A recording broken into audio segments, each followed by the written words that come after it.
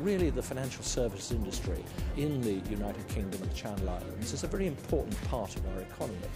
Something like 12% of the GDP in the UK is derived from financial services, and we need to support it. And I'm going to make that point extremely forcefully this morning. Welcome to our third International Business Summit.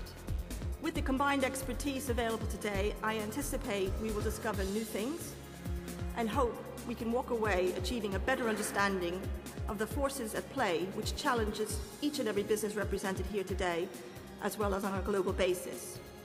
We do have a very special relationship with the Channel Islands because both Jersey and Guernsey are significant financial centres in their own right. In the latest Global Financial Centres Index, they were highly ranked, and the Channel Islands Stock Exchange has developed as a truly international brand. Congratulations, Tamara. But there's huge complementarity. The Channel Islands are hugely important to London's international competitiveness. Indeed, we consider both Jersey and Guernsey to be very much part of the city, even if they're not physically located in the square mile.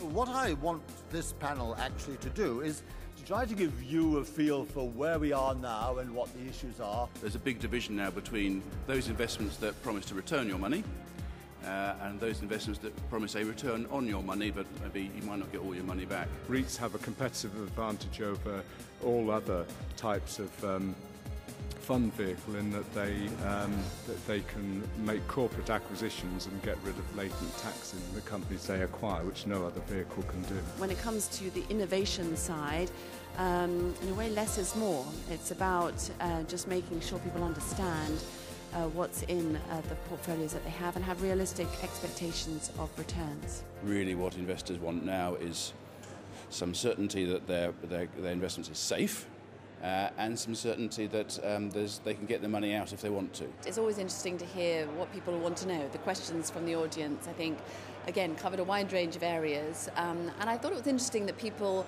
want to know what the opportunities are rather than just focus on the risks. I think to Guernsey and Jersey's credit, actually, that they've consistently and for some period of time got their presence known to practitioners in the city, perhaps better than other jurisdictions with which they compete.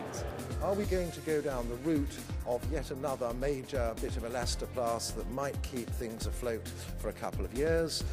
Perhaps 50-50 probability, or are we going to move towards what I would describe as either an orderly or a chaotic breakup of the euro? The IT crisis of 2000-2001, that hit Scandinavian companies very badly.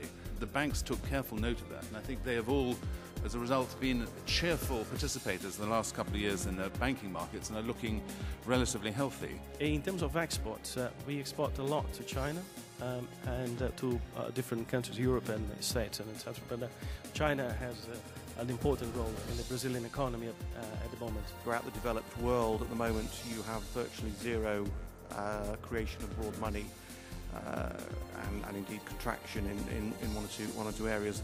But in Canada, money growth is around about 5-6%. The discussions are interesting. You've got a good mix between the tactical, if you like, product development and macroeconomic. We're all obsessed with the macroeconomic at the moment, and it's a very good idea to have a conference that looks at both. Because we tend to forget that the business world's still carrying on, still business to be done, still interesting structures to be developed, and we've had a bit of both this morning. At the risk of being controversial, I think a number of the businesses that started up or new ideas that were launched in the last 10 years tried to defy the laws of nature in business, mostly due to easy, cheap capital, a general investor attitude that nothing could fail, and let's call it hubris amongst some entrepreneurs. One day, our reliance on crude oil will come to an end. Sheikh Ahmed Zaki Al-Mahdi, who served with distinction as Saudi Minister of Petroleum for nearly 25 years, once famously observed, "The age of petroleum will come to an end." Rather like the Stone Age, which also came to an end, but not because we ran out of stones. I wonder if you could perhaps give your views on the interaction with water, if you like, and the investment world and the economic world. We are at the moment in the midst of a water crisis. So now many of us, especially in Europe, don't notice it. In the summer of 2008, for example, Barcelona had to import water tankers from Marseille, south of France, to actually be able to give their population of Barcelona enough water on a 24-hour basis. Sovereigns reducing debt? No, they're not. The Western countries are not reducing debt.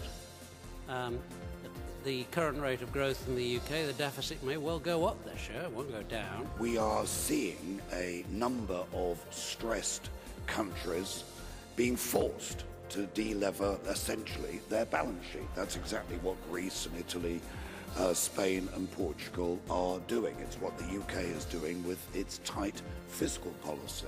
What values will we as consumers, bankers, countries, organisations, companies have to adopt to restore trust and confidence? First of all, significant transparency to consumers on what they are buying.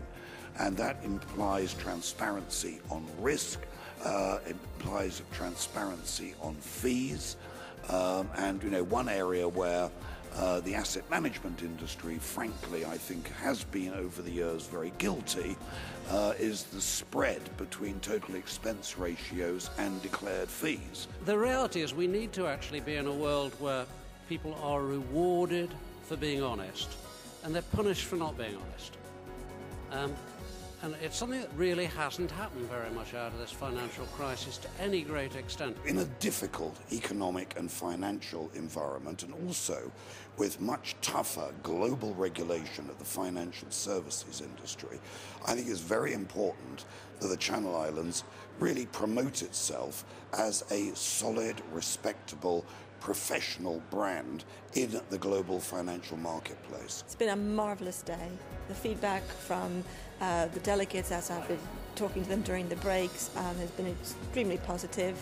A lot of information flow, a lot of useful networking, and this is what it's all about. I'm actually delighted with the results.